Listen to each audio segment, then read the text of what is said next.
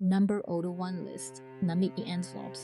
The envelope system before budgeting apps existed. Families controlled money with nothing more than paper envelopes and a pencil. Every payday, cash was divided into envelopes labeled rent, food, heat, medicine, and groceries. When an envelope became empty, spending stopped immediately. No borrowing, no overdraft fees, no "I'll figure it out later." The system was brutally honest because the envelope never lied. You could literally feel how much money remained just by holding it in your hand. Today, budgeting apps charge monthly subscriptions to do what depression families handled for free at their kitchen tables. And banks love apps because apps keep your money inside the system. Envelopes never made banks a single cent. Number 02, cash-only living. During the Depression, most people avoided debt because they had no other choice. If they didn't have the cash, they simply didn't buy the item. Families saved for months to buy shoes, furniture, or even a used stove. There were no easy payments, no buy now, pay later, and no credit card balances collecting interest in the background. That discipline protected families from the debt spiral, destroying millions of Americans today. Modern banks call this financially outdated. Your great-grandparents called it freedom. Number 03. Buying yesterday's bread bakeries sold day-old bread at half price, and Depression families lined up proudly to buy it. A fresh loaf might cost 9 cents. Yesterday's loaf cost 4 or 5.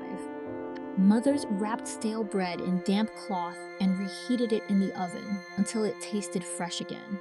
Nobody at the dinner table noticed the difference. Today, Americans throw away nearly a third of their food.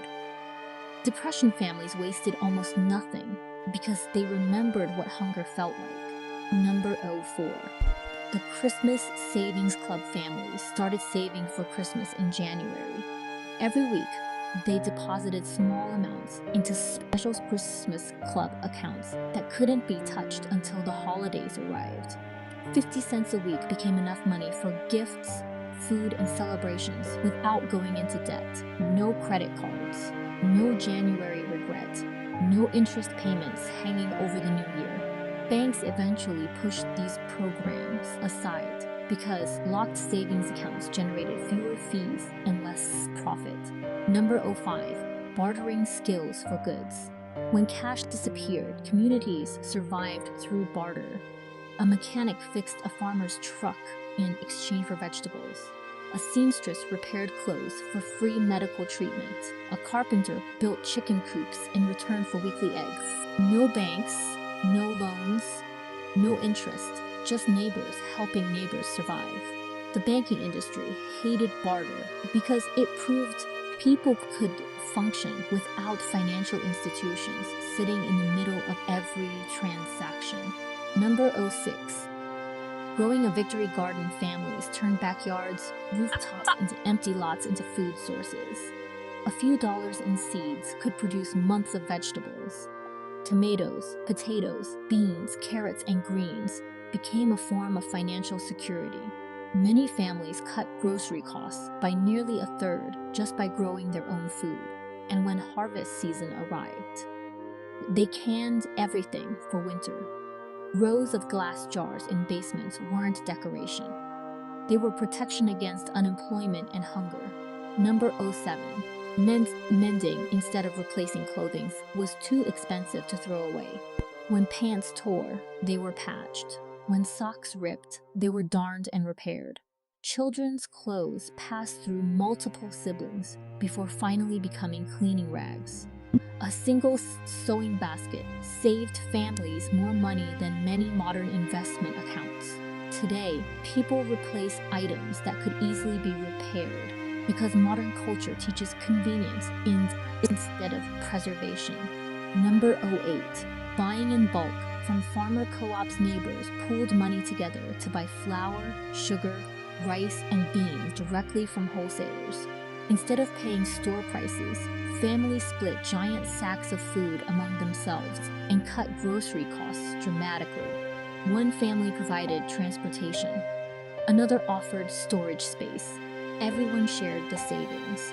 Modern warehouse stores use the exact same principle today, except now corporations charge membership fees for it. Number 09, the layaway system. Before credit cards existed, stores offered layaway. Families chose an item, made small weekly payments, and only took the item home once it was fully paid off. No debt, no interest, no credit checks. A mother could slowly pay for coats throughout the fall and pick them up before snow arrived, owing nobody anything. Retailers eventually replaced layaway with credit systems because interest payments were far more profitable. Number 10, using the library as a free university for depression families treated public libraries like survival centers. People learned trades from library books. Children studied there after school.